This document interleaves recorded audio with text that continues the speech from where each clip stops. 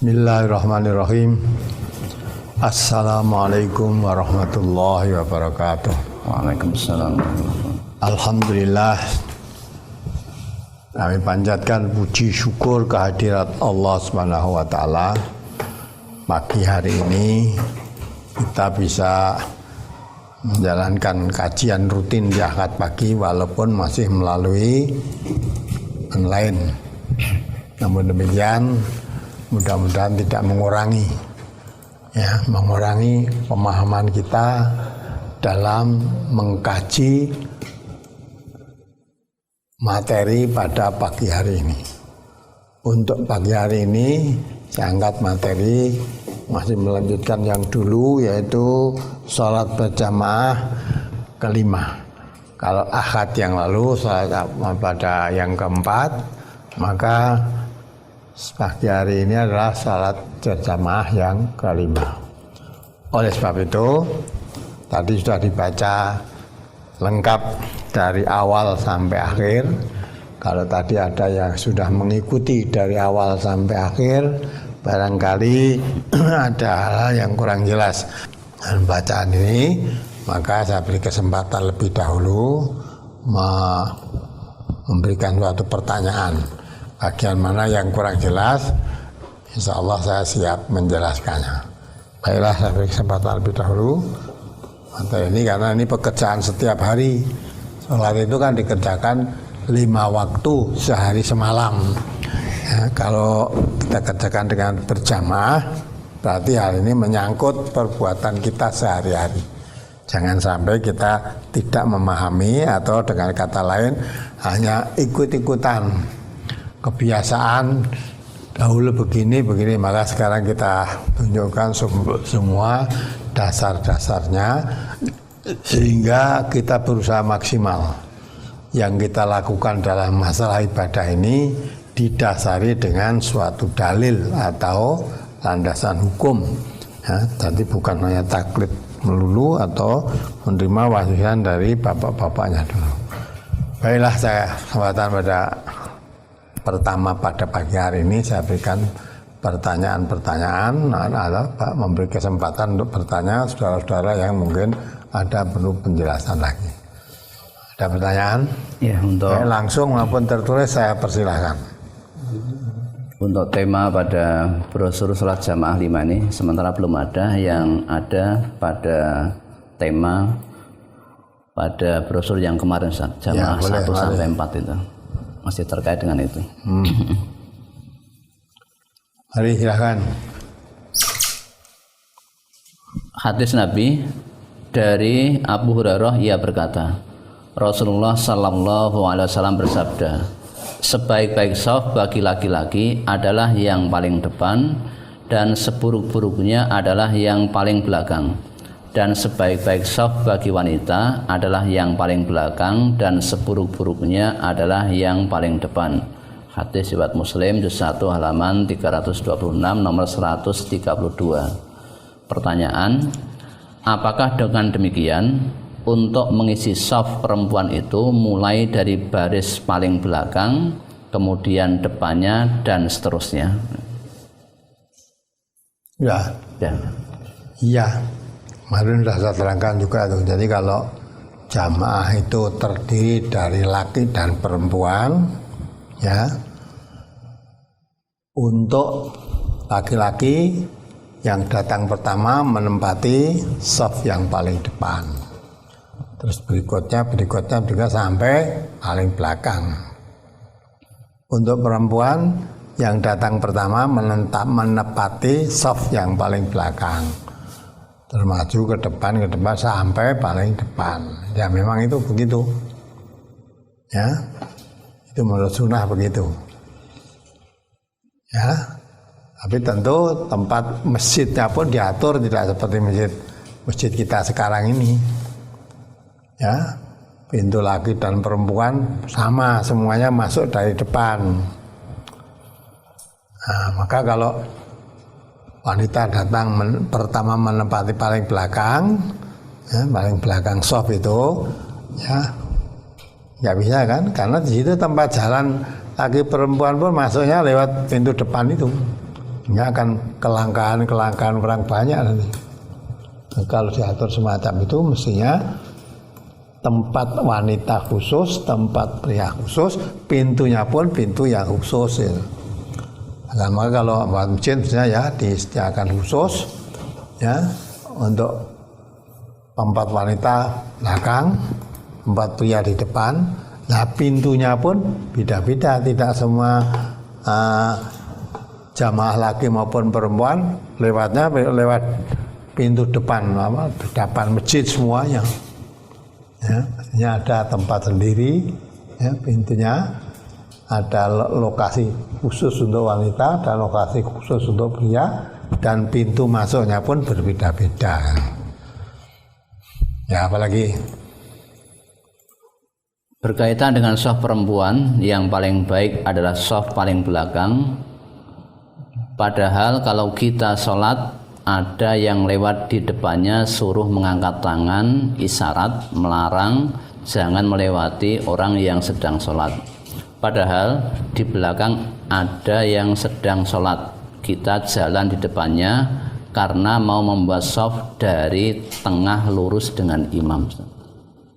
Bisa kan, di situ kan ada jarak tuh untuk menempati shaf di depannya, kan tidak harus berjalan lewat orang depan sholat, ya masing-masing ada batasnya, ya. Maka itu kalau lewat di depannya ya jangan sampai menginjak-injak tempat sujud shaf yang di belakang tadi.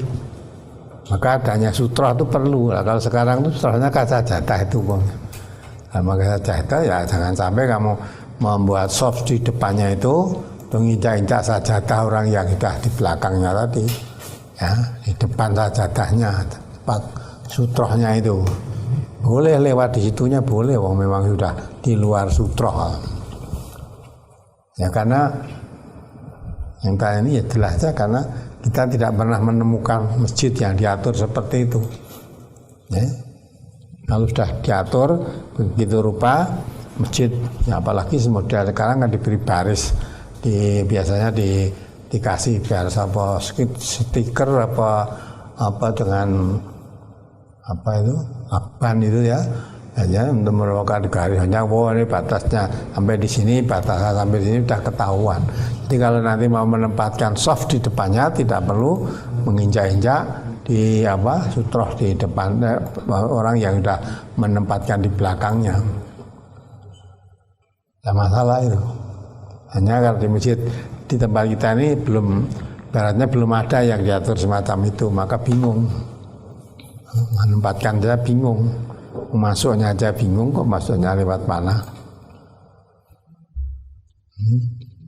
Tapi kalau sudah diatur sedemikian rupa, begitu datang langsung menempati shaf belakang, datang berikutnya di depannya, datang berikutnya di depannya, itu suatu hal yang mudah karena tempatnya sudah jelas. Ya, apalagi berikutnya, saya makmum masbuk.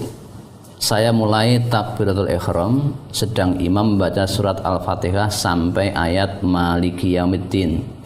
Setelah itu ada yang datang di sebelah saya, sedang bacaan imam sampai surat An-Nas ayat yang terakhir. Dan setelah imam salam, saya menambah rakaat yang ketinggalan, sedang makmum sebelah saya yang datang setelah saya tidak menambah. Yang demikian itu bagaimana, Ustaz? Ya sudah, memang begitu. Ya, memang tidak mengerti dia. Umumnya tidak mengerti, ada yang berpendapat masal masih mendapatkan ruko, ya sudah dihitung. Nanti dia datang, imamnya sudah selesai minal jinnati warna terus ruko. Nah, ini orang yang datang menyusul langsung ikut ruko. Itu sudah dihitung satu rakaat. Padahal tidak dapat Fatihah. Ya, tadi sudah diterangkan dalam brosur ini, la sholata liman lam yaqra bi Fatihatil Kitab. Artinya kalau dia tidak mendapatkan Fatihah penuh, berarti dia belum mendapat Fatihah. Tadi sudah mendapat Maliki Yaumiddin aja tidak sempurna. Apalagi juga mendapat rukuk saja, Fatihahnya sama sekali nggak dapat. Jadi kalau Fatihah itu dimulai dari Alhamdulillahirrahmanirrahim sampai waladhdallin. Kalau ketinggalan Alhamdulillahirrahmanirrahim berarti sudah ketinggalan Fatihah itu. Nah, tadi yang saudara merasa kekurangan, tapi yang datang kemudian lebih terlambat lagi itu mestinya. Kok tidak menambah ya, karena kurang pemahaman tadi. Ngaji itu perlu. Ngaji perlu. Ada lagi dah, dengan karena imamnya sudah takbiratul ihram, supaya ngejar ketinggalan itu makmum lari-lari dan sebagainya, nguyak-nguyak.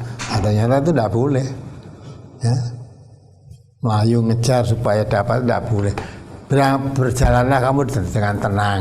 Dah masuk ke shop tadi dengan tenang aja. Ya.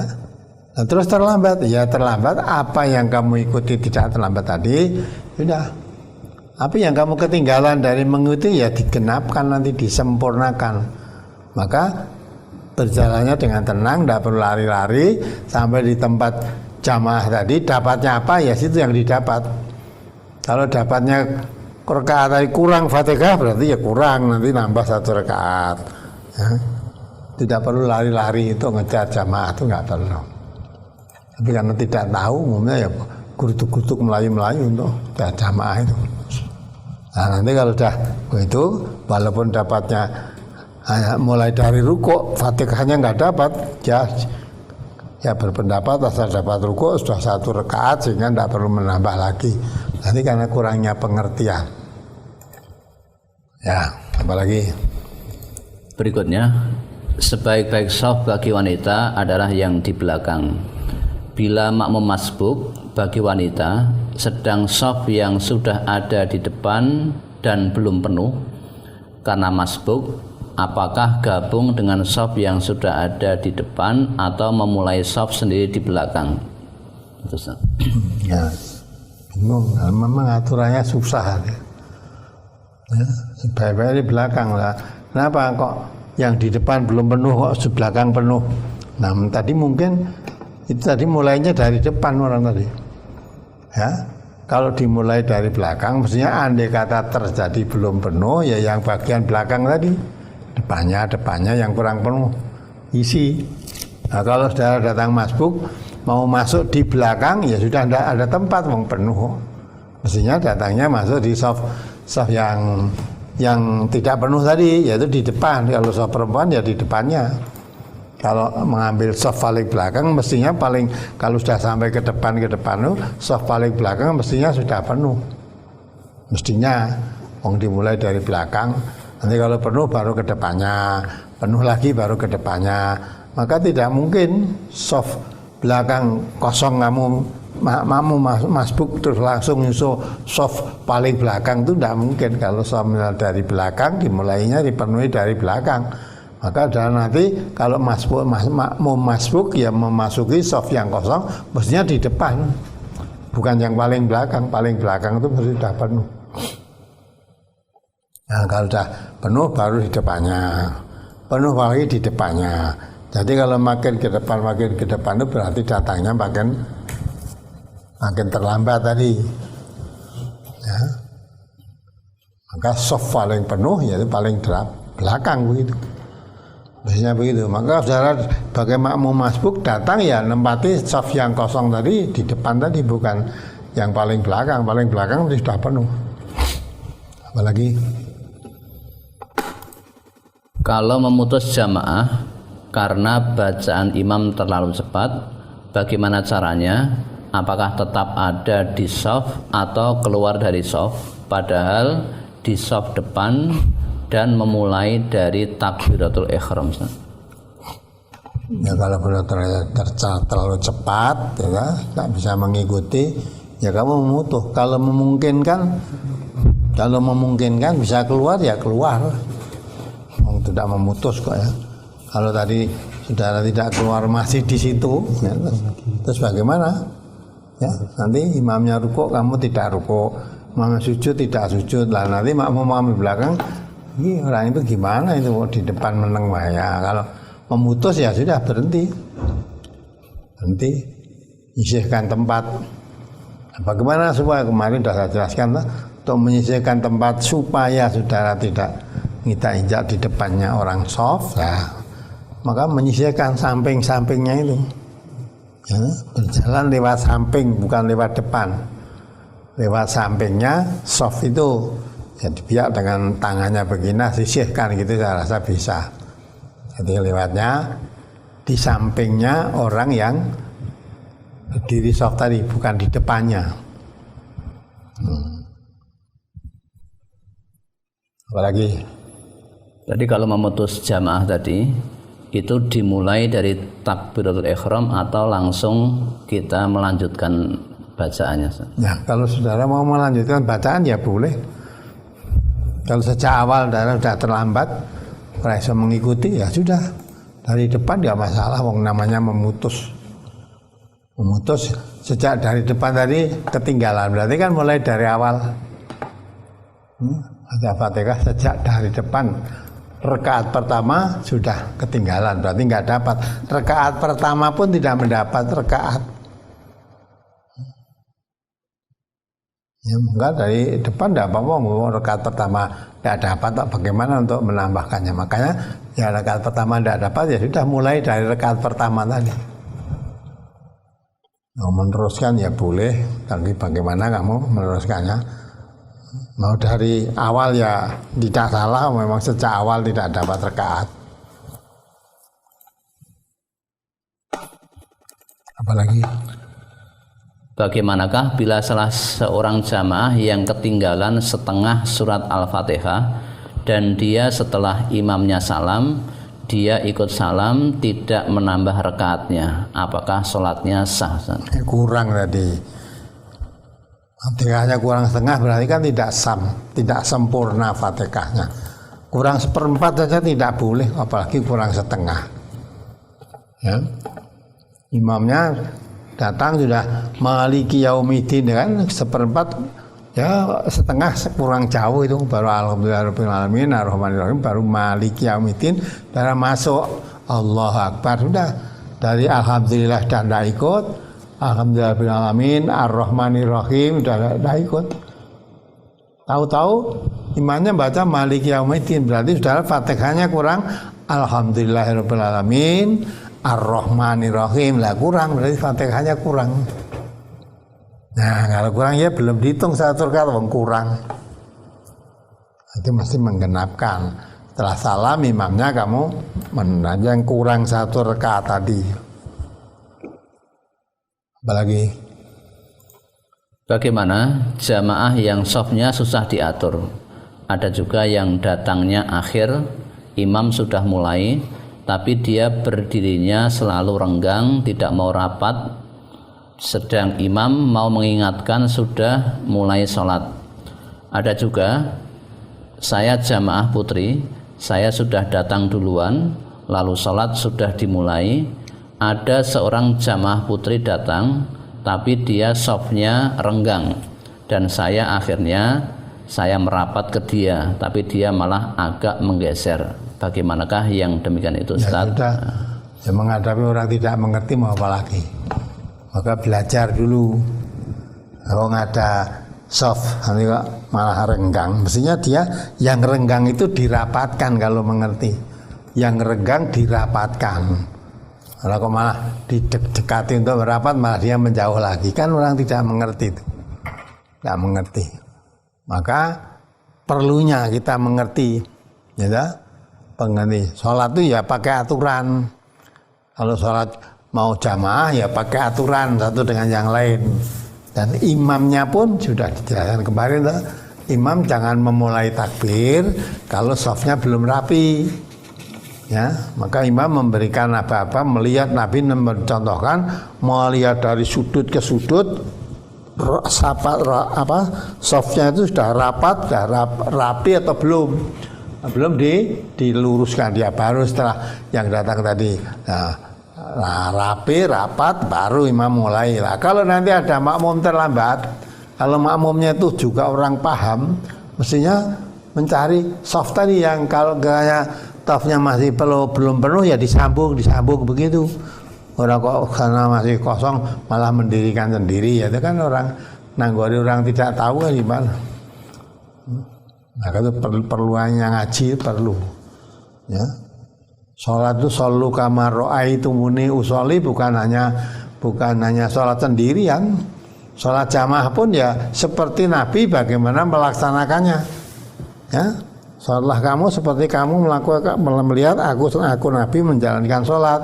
Kalau Nabi sholat sendirian begini, kalau Nabi sholat berjamaah begini, diikuti itu. Jangan sendiri-sendiri menurut karepnya sendiri, nggak boleh, tidak sah itu. Ya, kalau sholat jamaah renggang-renggang begitu namanya tidak jamaah. Atau dia jamaah tapi membuat aturan sendiri, berarti tidak puas dengan aturan yang ditetapkan Allah dan Rasulnya. Kalau tidak puas dengan ketetapan Rasulullah, faqad dhalla dhalalan mubina. Sungguh dia telah sesat yang nyata. Ya. Bahwa apa? Kalau jamaah itu menurut Nabi supaya barisannya rapat dan lurus. Nah, kalau kita tidak mau rapat berarti membuat ketetapan sendiri yang menyalahi ketetapan Rasulullah. Kalau kita tidak lurus maju mundur ya artinya sebagian maju, sebagian mundur sehingga dilihat barisannya tidak lurus, itu berarti tidak sesuai dengan apa yang dikehendaki Nabi. Kalau Nabi menghendaki lurus terus kita menghendaki bengkok akan berarti membuat ketetapan sendiri. Yang membuat ketetapan sendiri menyalahi ketetapan Rasulullah faqad dhalla mubina. Sungguh dia telah sesat yang nyata. Nah, jangan ikut orang-orang yang sesat begitu. Ya, apalagi? Ini terkait dengan brosur salat jamaah bagian yang ketiga. Anil Bara'i qala kunna idza shallaina khalfa Rasulillahi sallallahu alaihi wasallam ahbabna an nakuna an yaminihi yuqbilu alaina biwajhihi. Rawahu Muslim. Dari Al-Bara' bin Azib ia berkata, dahulu apabila kami sholat di belakang Rasulullah sallallahu alaihi wasallam, kami senang berada di bagian kanan beliau karena setelah selesai sholat beliau menghadap kepada kami. Hadis riwayat Muslim. Apakah Al-Bara' sholat hanya berdua dengan Rasul sehingga setelah selesai Rasul menghadap ke kanan? Bagaimana memahami hadis ini apabila Al-Bara' berada di belakang Rasul tapi agak ke kanan? Kok kamu mempersulit diri tuh? Yang bertanya inilah mempersulit diri. Di situ sudah dijelaskan Al-Bara' tadi apa jamaahnya hanya bersama dengan Rasul atau jamaahnya banyak, tidak hanya Al-Bara' saja. Itu yang penting Nabi itu setelah sholat selesai biasanya menghadap ke makmum atau menghadap ke sebelah kanan. Maka Al-Bara' tadi tidak jelaskan apakah dia makmumnya sendirian atau makmumnya orang banyak, tapi selalu mengambil tempat sebelah kanan. Nah, sebelah kanan Rasul. Sebelah kanan itu bukan jejernya begitu, walaupun apa itu di belakangnya, tapi sebelah kanan. Nanti kalau Nabi selesai sholat biasanya terus menghadap ke kanan, maka sebelah kanannya tadi, ya. Apa Al-Bara' itu makmum sendirian atau berteman tapi selalu mengambil posisi di sebelah kanan Rasul. Karena Rasul setelah salat, ya, untuk setelah saya selesai salam tadi biasanya menghadap ke sebelah kanan atau menghadap ke makmumnya. Hadis-hadis yang kemarin sudah diterangkan itu. Nah, maka Al-Bara' itu apa sendirian apa berteman, kalau berjamaah selalu mengambil posisi di sebelah kanan. Nah, tentunya kalau posisi sebelah kanan itu masih ada tempatnya. Nah, kalau posisi sebelah kanan sudah penuh semua, ya sudah tidak bisa mengambil, ya tidak. Hanya beliau berusaha kalau sholat selalu mengambil di posisi sebelah kanan, berarti di situ bisa diambil pengertian juga bahwa Al-Bara' itu kalau sholat jamaah tidak pernah terlambat berdatangnya, maka selalu bisa mengambil posisi yang dia inginkan. Apalagi apa ada hadis yang menyebutkan tentang sholat berjamaah, siapa yang mendapatkan rukuknya imam berarti dihitung bukan sebagai makmum masbuk, Yang kedua, sudah sholat sendirian di rumah, diperbolehkan sholat lagi asalkan berjamaah. Lalu niatnya bagaimana? Dan niatnya ya sholat saja biasa. Di sini terangkan tak? Coba hadis halaman berapa tadi adanya? Ya niatnya ya niat sholat itu. Sholat yang dia akan sholat jamaah tadi, sholatnya apa? Anda sholat Halaman 3. nah coba halaman 3 itu Masuk ke 4. An Jabir bin Yazid bin al-Aswad al-Amiri an abihi qala syahidtu ma'an nabiyyi sallallahu alaihi wasallam hajjatahu fa sallaitu ma'ahu salata subhi fi masjidil khaifi qala falamma qada salatahu wan harafa idza huwa bi rajulaini fi ukhral qaumi lam yusalliya ma'ahu faqala alayya bihima faji'a bihima tur'atu faraisuhuma faqala ma mana'akuma an tusalliya ma'ana faqala ya Rasulullah inna kunna qad sallaina fi rihalina qala fala taf'ala idza sallaituma fi rihalikuma summa ataituma masjida jama'atin fasalliya ma'hum fa innaha lakuma nafilatun. Rawahu Tirmidzi. Dari Jabir bin Yazid bin Al-Aswad Al-Amiri, dari ayahnya ia berkata, saya ikut berhaji bersama Nabi sallallahu alaihi wasallam. Lalu saya sholat subuh bersama beliau di Masjid Al-Khaif.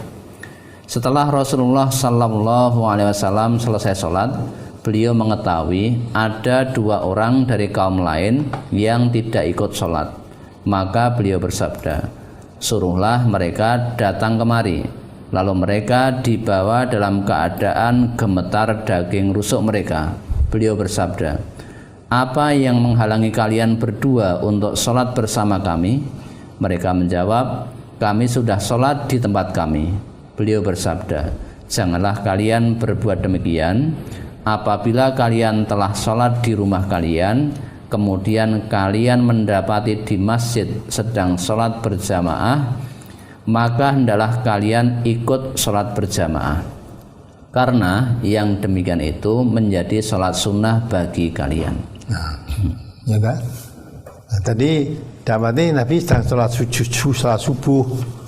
Kamu sudah subuh di rumah, kemudian datang ke masjid, kok di situ sedang berjalan sholat jamaah. Sholat jamaah apa? Subuh ya, saudara niatnya ya sholat subuh ya. Walaupun tadi sudah sholat di rumah, tapi di masjid kok kamu mendapati sholat jamaah. Nabi perintahkan, walaupun kamu sudah sholat di rumah, maka kalau datang ke masjid, di situ ada jamaah, kamu ikut sholat jamaah tadi. Nah, mungkin jawabanmu, nah, sudah sholat kok sholat lagi. Walaupun sudah sholat, kamu sholat lagi di situ, sholat yang kamu lakukan tadi sebagai sholat tambahan, artinya tidak wajib tapi sholat sunnah bagi kamu. Walaupun niatmu niat wajib, sunnahnya di sini sunnah mengulangi sholat tadi loh, bukan terus sujud apa?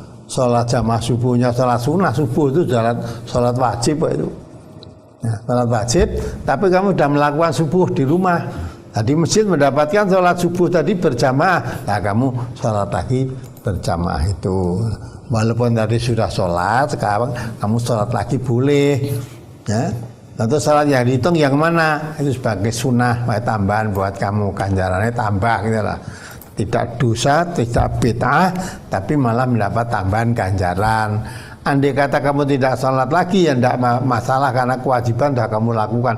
Tapi kalau kamu lakukan lebih baik, maka dikatakan lebih sholat sunnah atau tambahan. Niatnya ya niat sholat, kalau di situ dapat kita di sholat subuh ya niatnya sholat subuh. Kalau niat dapatnya jamaah sholat asar ya kamu di situ ikut jamaah tadi sholat asar. Jadi niatnya sesuai dengan sholat yang dikerjakan pada saat itu, gitu loh. Sholatnya ya sholat yang dikerjakan itu. Hanya tadi kamu tadi di rumah kok sekarang kan dapat di masjid kan nilainya lebih banyak di masjid itu. Apalagi kemudian yang pertama tadi, apa ada hadis yang menyebutkan tentang sholat jamaah, siapa yang mendapatkan rukuknya imam berarti dihitung bukan sebagai masbuk? Nah, maka itu kalau mendapatkan rukuk saja tidak dihitung sebagai masbuk, maka ada 3 pendapat tadi. Nah, dari kami cenderung kepada pendapat yang kedua. Ya, kalau ketinggalan Fatihah ya ketinggalan juga. Hanya mendapat rukuk saja berarti tidak mendapat Fatihah. Nah, karena tidak mendapat Fatihah maka la sholata liman lam yaqra bi Fatihatil kitab berlaku untuk itu. Nah, jadi yang dimaksud la sholata liman lam yaqra bi Fatihatil kitab itu tidak dikatakan sholat orang yang tidak membaca Al-Fatihah. Nah, maka kalau dia dapatnya hanya rukuk saja berarti tidak mendapat Fatihah. Nah, tidak mendapat Fatihah berarti itu belum dihitung 1 rakaat sholat. Atau 1 rakaat sholat itu harus dapat Fatihah lengkap. Maka siapa yang kurang dapat Fatihah berarti rakaatnya itu sholat rakaat kurang Fatihah tadi itu tidak dihitung. Maka nanti kalau imamnya salam dia menggenapi kekurangan rakaat tadi. Nah, karena tadi hanya mendapat rukuk belum mendapat Fatihahnya, jadi tidak dihitung sholat begitu. Nah, kalau yang mendapatkan rukuk terus tidak dihitung, nah saya belum mendapatkan itu. Ya, misalnya orang dapat rukuk saja tidak mendapat Fatihah terus tidak dihitung terlambat itu enggak dapat itu. Karena jelas dia tidak mendapatkan Fatihah. Apalagi imam masjid yang juga jadi ketua masjid tapi jarang ke masjid, malah kalau ada adzan seringnya malah berangkat ke sawah. Imam seperti itu apa sah kalau mengimami? Kalau mengimami salatnya betul ya sah, tapi aneh wong diangkat imam masjid kok begitu yang diangkat, kok tidak yang lain krungu adzan. Kalau imam masjid itu walaupun tadi di sawah dengar mempunyai kewajiban jadi imam masjid, ya. Imam masjid itu sholat 5 waktu, jadi imamnya. Maka kalau sedang dia di sawah mestinya dengar adzan sholat dia pulang. Orang kok malah neng omah dengar adzan mulai memanggili salat malah dia pergi itu tidak pantas, artinya tidak tepat kalau itu diangkat jadi imam masjid. Jadi imam namanya imam masjid itu yang bisa menjalankan sholat 5 waktu sehari semalam dengan mengimami sholat di jamaah itu. Orang kok malah Allah Akbar itu memanggil orang untuk jamaah sholat, kok malah imamnya pergi itu. Nah, kalau imamnya pergi nanti yang imami siapa? Maka ya mestinya yang seperti itu imam masjidnya tidak pantas diangkat jadi imam masjid. Suara adzan dikumandangkan malah pergi.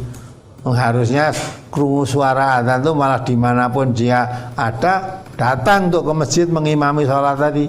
Nah, kok di rumah malah dia pergi ke sawah. Nah, terus nanti sing imami siapa? Nah, akhirnya kan imamnya bukan itu.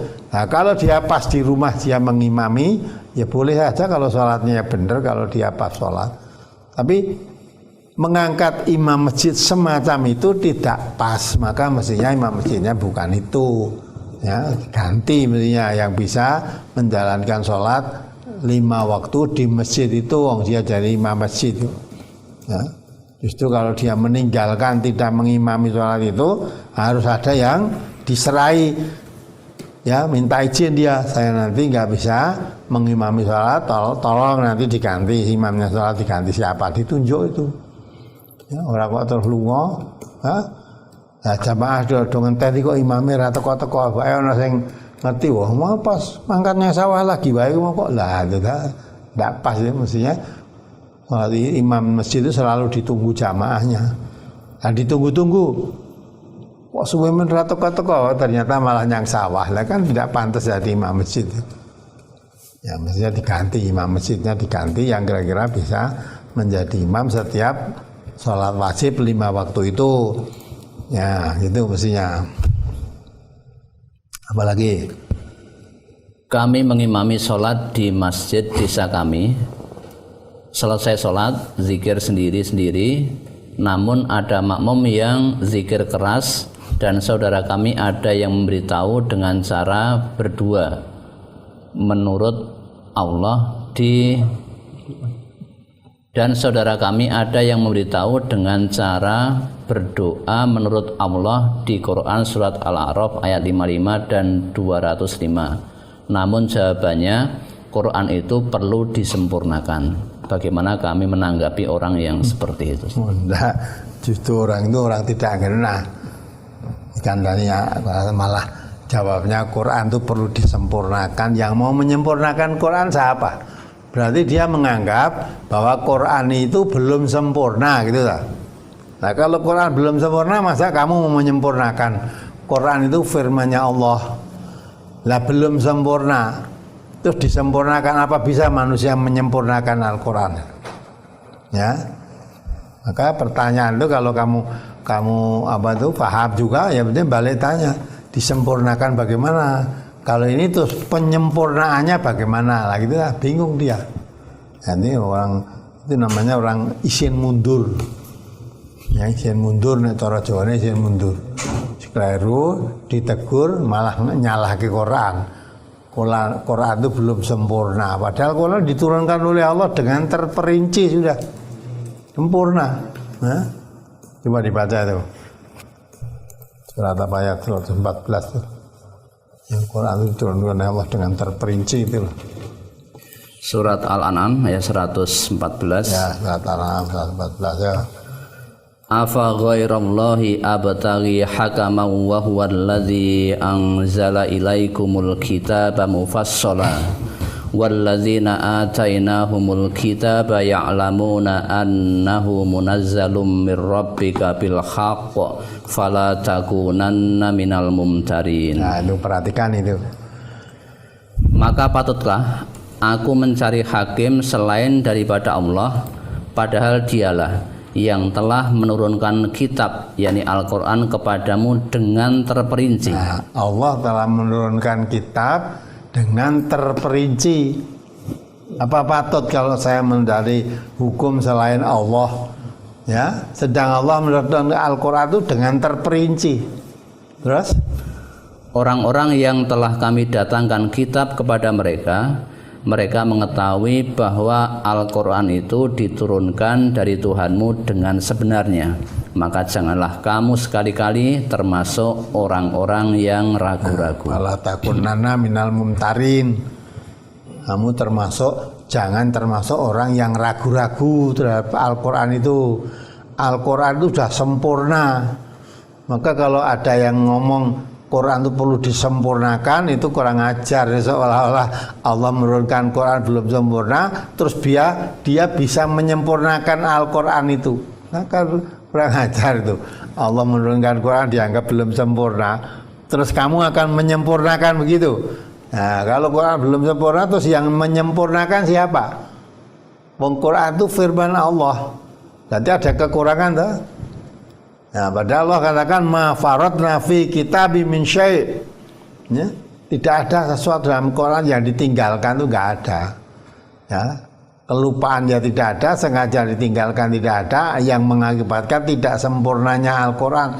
Jadi Quran diturunkan itu sudah sempurna, maka Allah turunkan wahyu yang terakhir, al-yauma akmaltu lakum dinakum wa atmamtu alaikum ni'mati wa raditu lakumul islami dina. Ya, hari ini telah aku sempurnakan nikmatku kepadamu. Jadi ya, sudah disempurnakan oleh Allah. Ya, dan diridhoi oleh Allah. Islam itu menjadi agamamu. Jadi agama itu agama yang diturunkan oleh Allah kepada Nabi Muhammad itu agama Islam yang sudah sempurna. Kitab sucinya sempurna, tidak perlu disempurnakan lagi. Ya, tidak perlu. Ada lagi yang ngomong Quran diturunkan dengan bungkul, ya, garis besar. Padahal diterangkan ayat tadi diturunkan oleh Allah dengan terperinci. Maka sudah bertentangan tuh. Manusia mengatakan bungkul paribasane makanan rungane bumbune. Lha kok dibandingi makanan wae. Bumbune apa to? Bumbune Quran ya apa coba? Nah, itulah. Maka itu Quran diturunkan oleh Allah dengan terperinci, tidak ada yang kurang. Tidak ada ketinggalan sedikit pun, nggak ada, sudah sempurna. Nah, maka Allah menyempurnakan Islam ini dan sudah disempurnakan dan Allah meridhoi Allah Islam yang sudah sempurna itu sebagai agamamu. Nah, sedang agama Islam yang sempurna ini dasarnya Quran dan Sunnah Rasulullah Sallallahu Alaihi Wasallam. Nah, maka sudah sempurna semua, nggak ada kekurangan apa-apa. Maka kalau ditegur kok, karena Quran itu perlu disempurnakan, itu sudah orang yang tidak paham Quran itu yang andai kata betul Quran itu perlu disempurnakan, saya ngarep menyempurnakan siapa? Siapa yang menyempurnakan? Nah, Allah Quran itu firman Allah itu harus ditambahi buatan manusia itu, ya tidak mungkin akan cocok. Quran itu firman Allah nggak bisa ditambah campur tangan dengan siapapun. Ya, seperti contoh yang kemarin itu di baladolin ada menganggap kurang sempurna, terus ditambahi Rabbi firli lah, berarti dalam Quran itu seolah-olah waladolin kurang Rabbi firli, terus ditambahi Rabbi firli wali walidaya. Jadi kita menambah itu sempurna, enggak, itu malah tidak sempurna, rusak itu. Kalau kamu tambah sakarpe dewi itu rusak. Udah, ketetapan Allah, ketetapan Rasulullah itu yang paling baik, paling tepat, paling bagus yang harus kita jadikan pedoman.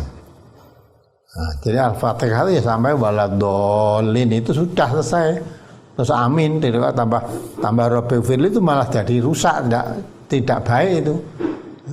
Tidak baik karena menambah seolah-olah Quran itu belum sempurna. Fatihah kurang Rabbi firli kok tidak digenapkan lah. Kamu yang lebih pandai daripada Allah, terus kamu pandai daripada Allah menggenapkan. Oh, ini Fatihahnya kurang Rabbi firli. Nah, berarti Allah kurang kan, lebih pintar kamu daripada Allah gitu. Nah, apalagi sholat subuh berjamaah di keluarga, ada orang yang kadang waktunya mepet, terlebih kalau saling tunggu selesai wudhu. Bagaimana yang lebih baik? Apakah sholat jamaah dimulai dulu seadanya orang, sementara yang lain lebih baik menyusul atau masbuk agar supaya waktu sholat subuh tidak terlewat, atau tunggu yang lain selesai wudhu semuanya baru sholat berjamaah? Kalau memang masih ada yang wudhu dan waktu subuh, masa tinggal wudhu aja sudah habis waktunya, berarti subuhnya itu sudah habis. Kemepetan juga tuh. Kalau memang waktu adzan subuh terus do wudhu, saya rasa walaupun sampai selesai wudhu pun tidak akan masalah ini.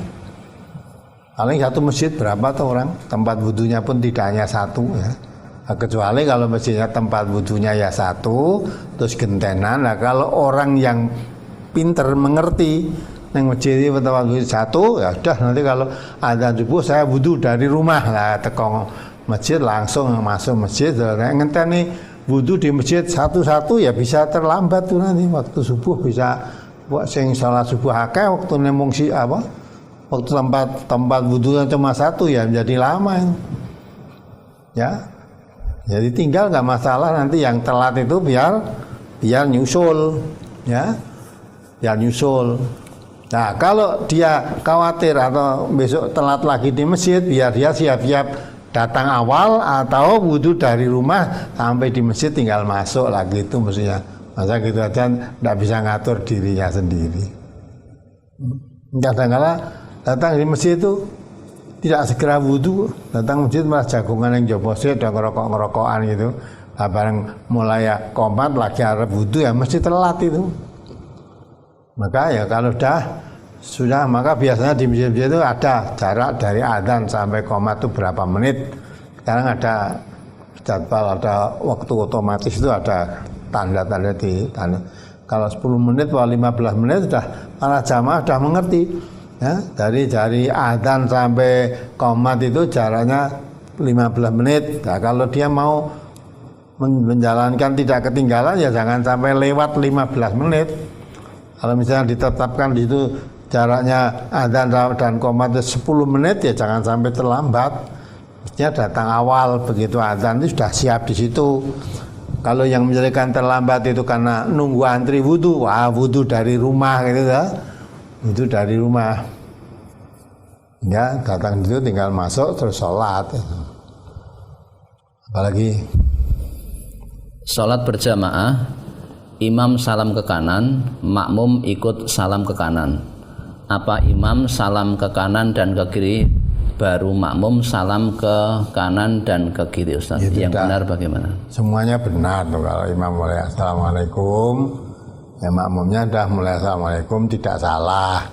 Ya, nanti terus assalamualaikum lagi ke kiri, makmumnya gede boleh. Tapi kalau memang menunggu imamnya sampai salam yang kedua, saya rasa ya tidak salah. Salam satu dan kedua itu tidak lama kok. Assalamualaikum warahmatullahi, assalamualaikum warahmatullahi. Coba apa menunggu sampai selesai sempurna ya tidak salah. Imamnya assalamualaikum warahmatullahi, terus makmumnya mengikuti assalamualaikum warahmatullahi juga tidak salah itu. Salam itu tanda selesainya sholat, ya. Maka mau mengikuti menunggu sampai salam yang kedua juga tidak salah. Begitu salam terus ikut salam juga tidak salah. Salam itu tanda sholatnya sudah selesai. Apalagi? Saya jadi imam sholat isya, tetapi lupa tidak membaca jahar Al-Fatihahnya di rakaat pertama. Yang seperti ini imam harus bagaimana? Ya lupa ya sudah, kalau kemudian lupa, kalau ada makmumnya yang mengerti, makmumnya tadi memberi syarat. Ya. Bismillahirrahmanirrahim, ya maksudnya imamnya, makmumnya membaca alhamdulillahirrahmanirrahim, itu imamnya sadar begitu. Jadi melupakan mengingatkan makmumnya. Alhamdulillahirrahmanirrahim, nah gitu. Enggak apa-apa. Nah, andai kata itu tidak lupa, disengaja, sengaja memang dibaca sir ya boleh kok itu kok. Baca sir boleh. Nah, kalau dibaca sir, makmumnya berkewajiban membaca sendiri. Ya, karena imamnya membacanya sir, maka makmumnya berkewajiban membaca sendiri. Jadi jadi makmum itu yang baik itu kalau imamnya dia membacanya sir, membaca sendiri. Ternyata kita terlanjur membaca sendiri, imamnya membaca. Tadi agak telat ya. Begitu mendengar imamnya mulai membaca, kamu dengar, kamu diam memperhatikan bacaannya. Gitu ya. Jadi kalau imamnya membaca, makmumnya mendengarkan juga kan. Kalau imamnya tidak membaca sendiri, itu dari hadis-hadis. Coba dibaca lagi ulang. Anda Qur'an halaman berapa tadi? Kalau imam membaca, kamu memperhatikan.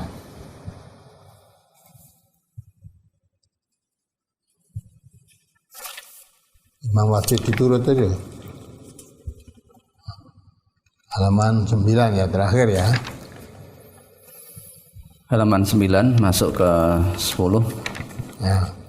An Abi Hurairah qala Rasulullah sallallahu alaihi wasallam, innama ju'ilal imamu liyutamma bihi, fa iza kabbara fakabbiru wa iza qara'a fa ansitu. Wa iza qara'a fa ansitu itu terus. Wa iza qala ghairil maghdubi alaihim waladdallin faqulu amin. Wa iza raka'a farka'u wa iza qala sami'allahu liman hamidah faqulu Allahumma rabbana walakal hamdu. Wa idza sajada fasjudu wa idza shalla jalisan fasallu julusan ajma'in. Rawahu Ibnu Majah.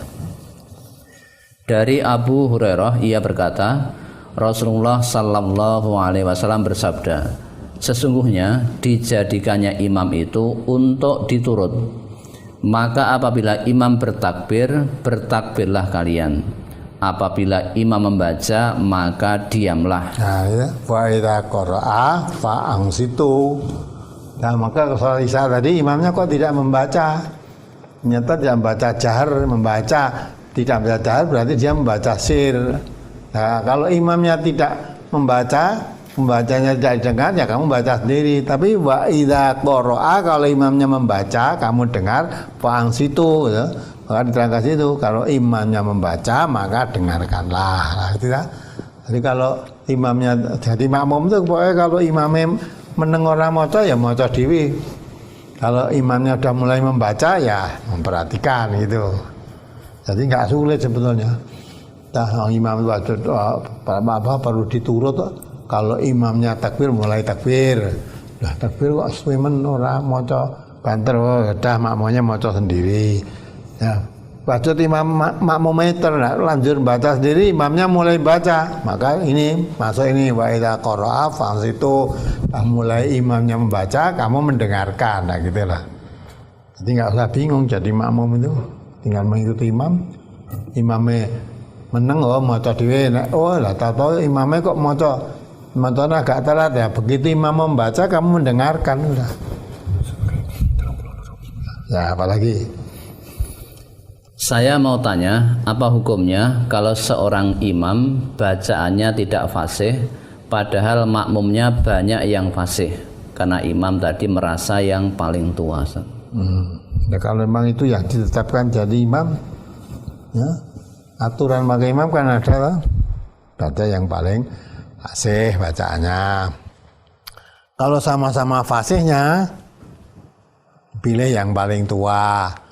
Ternyata tuanya ya podo, fasihnya podo, tuanya podo, diambil yang masuk Islam lebih dulu ya loh. Ada aturannya kok. Nah kecuali kalau memang di masjid itu sudah ditetapkan yang menjadi imam masjid ini ternyata menjadi imam masjid tadi bacaannya kurang fasih, tapi di antara ya di masjid itu yang paling baik dipilih, paling baik dan paling tua, di samping itu paling bisa jamaah 5 waktu. Dia sing fasih lulusan Mesir atau lulusan ya mana Al-Azhar itulah. Tapi tekannya memang pendak Jumat tok. Nah, ya, jadi kan imam Jumat boleh saja, tapi imam masjid tadi ya tetap kalau memang adanya hanya itu. Tapi kalau ada yang lebih baik, yang lebih fasih diganti yang lebih fasih, tidak salah. Ya. Jadi sing luwih fasih luwih enom ndak masalah itu.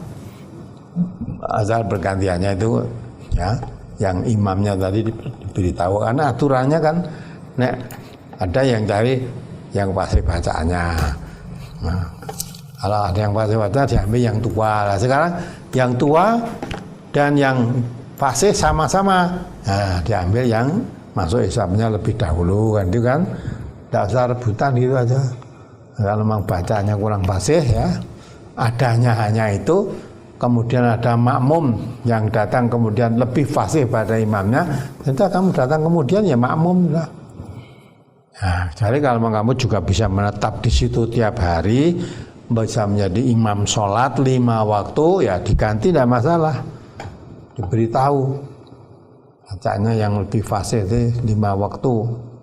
Sampai itu juga untuk kaderisasi lah, urusan nanti. Ya begitu, apa lagi? Saya seorang wanita sholat jamaah di masjid. Ketika jamaah sudah dimulai, ada makmum masbuk dan mengambil shaf lebih depan dari saya dan berjarak. Kemudian saya bergeser merapatkan shaf ke ibu tersebut. Apakah yang saya lakukan sudah benar? Kalau yang masbuk anak-anak dan kejadiannya seperti di atas, apakah saya juga harus merapatkan shaf padahal anak-anak tersebut sholatnya sambil gojekan dengan temannya? Tidak betul, maka itu nanti seneng gojek sholatnya aja neng masjid ya, kancane malah salat manggone neng ngarep malah ita-itaan sikil ro kancane. Tidak betul, maka diatur jawal kalau anak-anak itu tempatnya di belakang bukan di depan, tempatnya di belakang ya, karena ini belum bisa sholat ya. Nah, kalau memang sudah saatnya mau diajak sholat ya diberitahu, tidak boleh gojek dengan temannya ya, harus sendiri-sendiri ya. Nanti ya waktu sholat itu ya safnya lurus, selama sholat tidak boleh gojek dengan temannya ya, diberitahu. Artinya urung mudeng ke masjid ya jangan dibawa ke masjid lah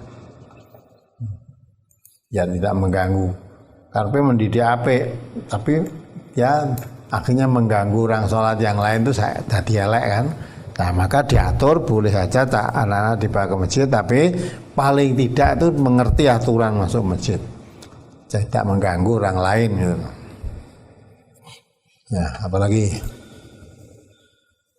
Kemudian berkaitan dengan jamaah wanita, kalau di masjid ada tempat khusus untuk wanita, apakah yang diisi dulu adalah shaf terdepan dan apakah yang paling baik adalah yang paling depan karena pria dan wanita terpisah oleh tabir?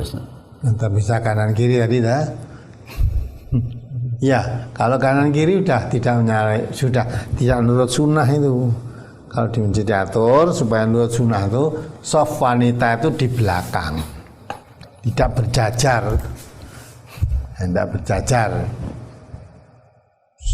jajar nanti disekat dengan tabir itu tidak menurut sunnah.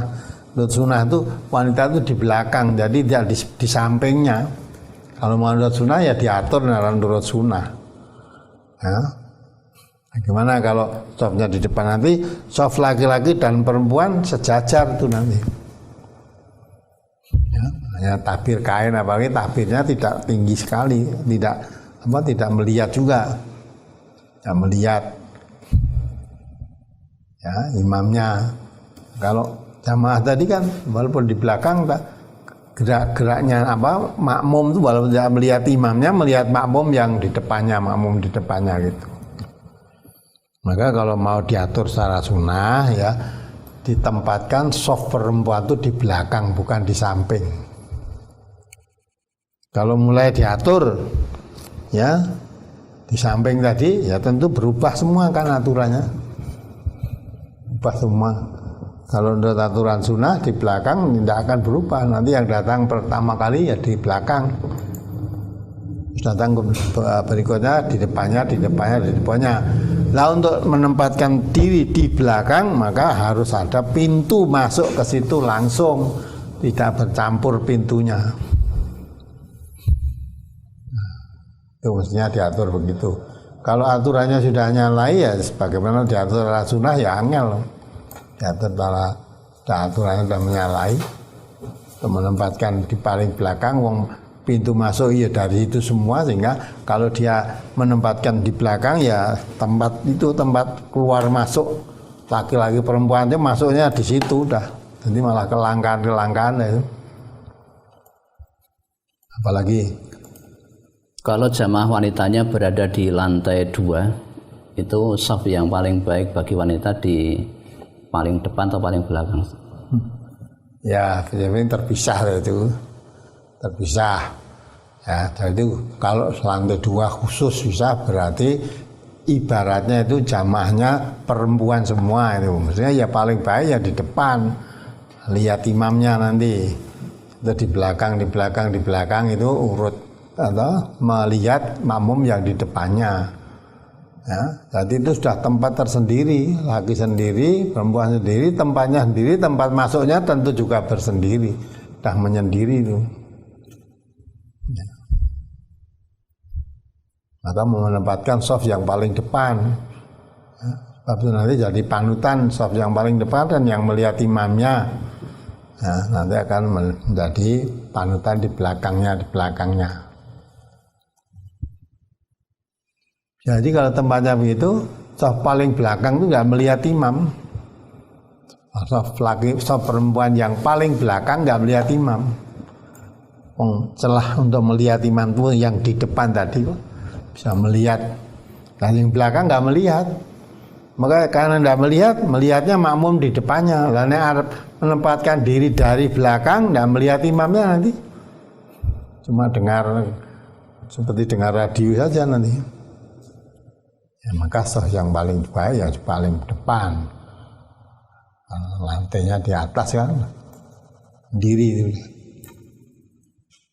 Apalagi 2 orang laki-laki salat berjamaah berjejer posisi di belakang tempat imaman, lalu datang makmum masuk menepuk pundak imam, lalu imam maju ke tempat imaman. Apa itu ada dalilnya atau diperbolehkan? Bukannya makmum yang mundur? Tidak ada lah, imam kok gitu. Kok maju ke tempat imaman, lah mau imamnya manggon ngendi mau? Karena kan baru 2 orang ya? Sehingga dia posisinya shafnya berada di shaf makmum, kemudian ketika ada jamaah lain menepuk imam, lah imamnya maju ke mihrab.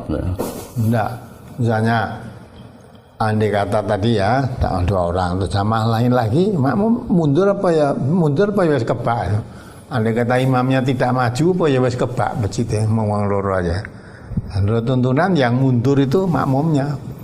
Makmum tadi di depan karena jejer dengan imam. Sekarang ada tambahan makmum berikutnya, maka makmumnya geser ke belakangnya imam.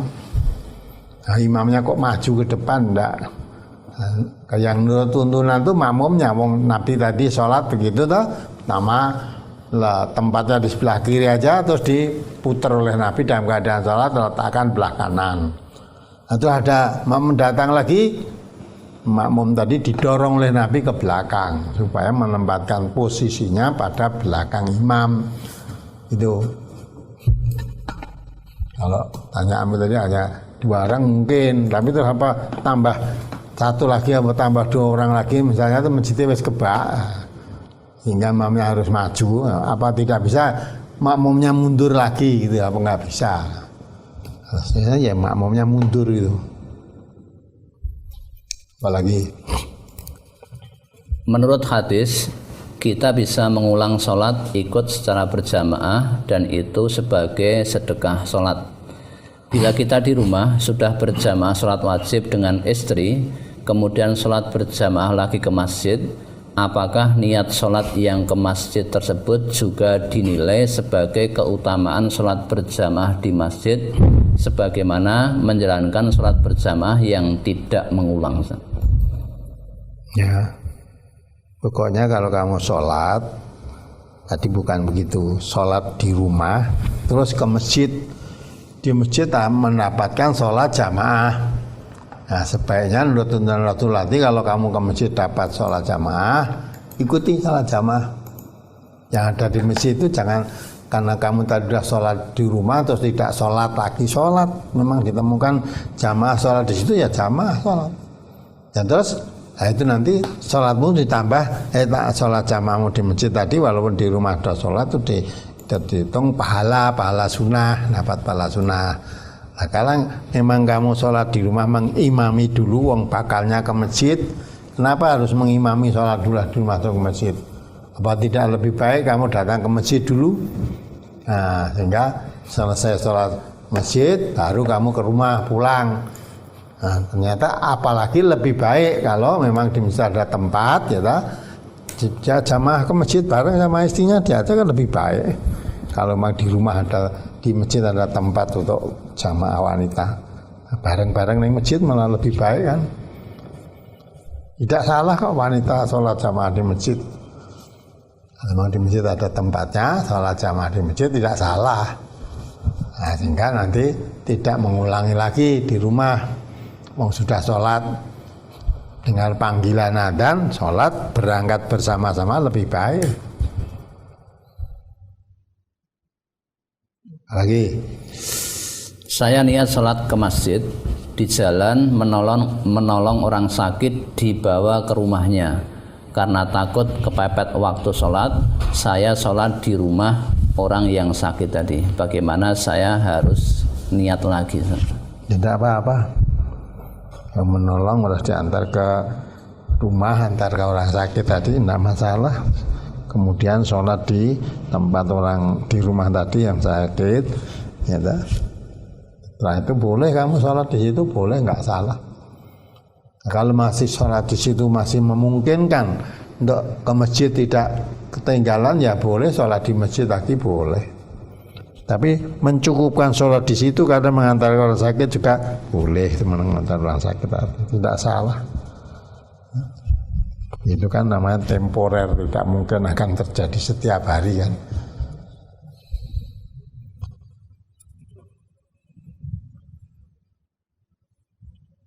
Jadi orang sakit tadi bisa diantarkan pulang supaya mendapat sholat jamaah ya di sholat jamaah di rumah. Tidak masalah itu. Apalagi rumah saya dekat dengan masjid. Kalau dengar azan, hati rasanya sakit. karena imam terlalu cepat bacaan Al-Fatihah.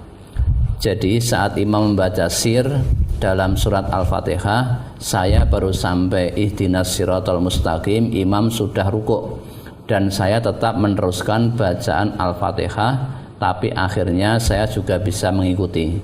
Kalau saya sholat di rumah rasanya eman-eman, kalau tidak ke masjid, dan saya mau mengingatkan imam tidak berani karena di daerah saya baru saya yang ngaji di MTA, bahkan suami saya sendiri masih sangat benci pada MTA.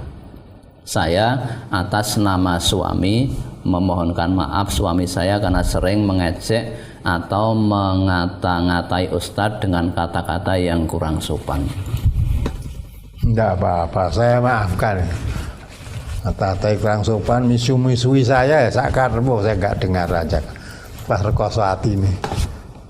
Dengar MTA, dengar suara saya, wanjel, mau ke radio apa melihat TV, melihat saya wanjel, misu-misu. Kan kamu rekoso neng hati, saya enggak terasa apa-apa. Mbok bisui, mbok anjel saya enggak terasa apa-apa. Wong kenal aja tidak.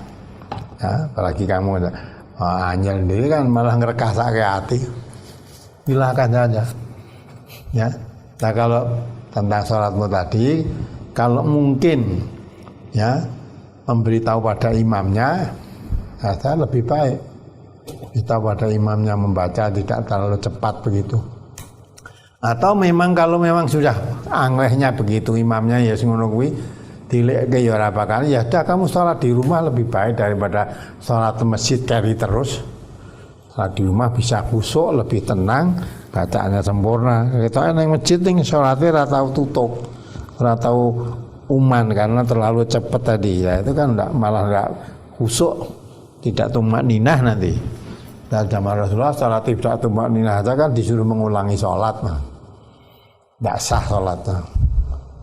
Ya kalau kamu sholat jamaah sekali terus dah imamnya gitu, ya sudah. Padahal yang lain tidak terlambat, imammu ya sudah tenang, ya bisa mengikuti kamu kok tidak bisa, kenapa lah?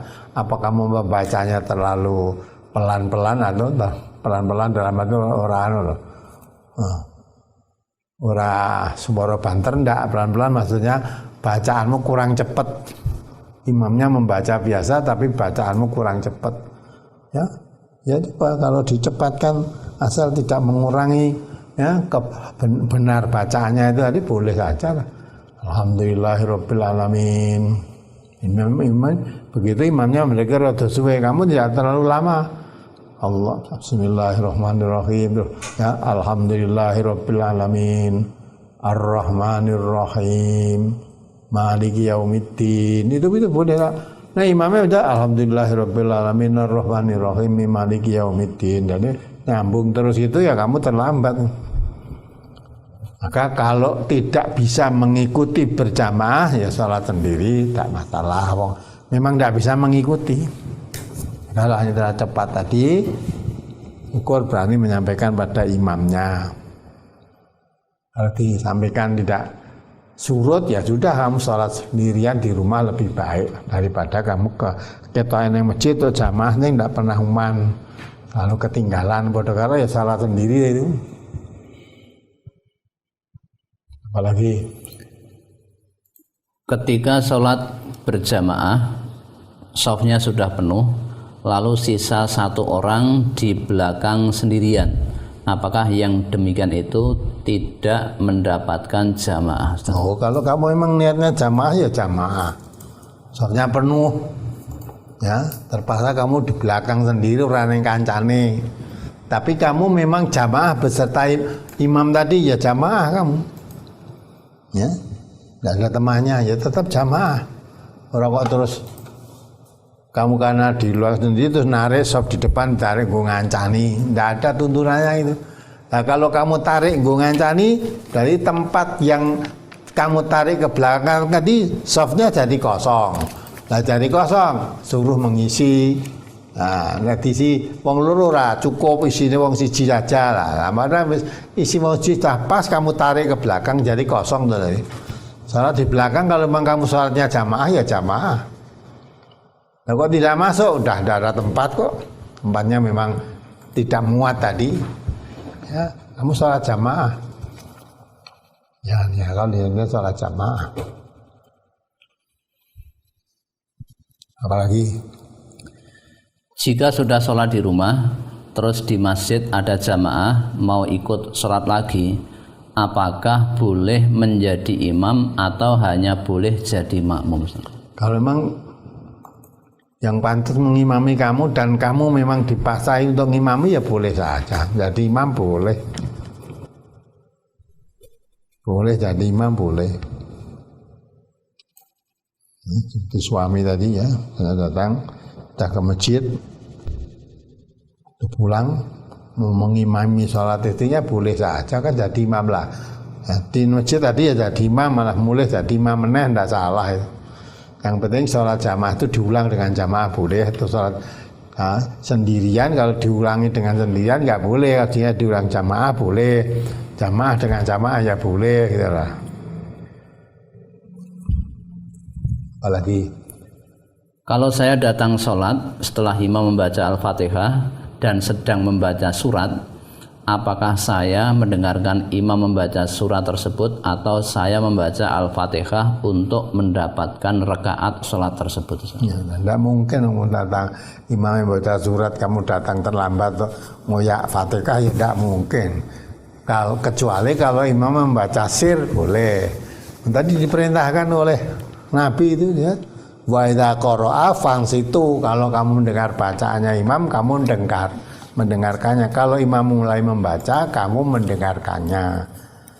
Jadi kamu datang ke masjid, imamnya sudah membaca surat, padahal kamu terlambat belum dapat Fatihah ya, kamu imamnya membaca surat kamu dengarkan, tadi kapan bacaan Fatihah? Nah, ya, maka berarti kalau sudah imamnya membaca surat, kamu wajib mendengarkan kan gitu. Berarti ketinggalan Fatihah.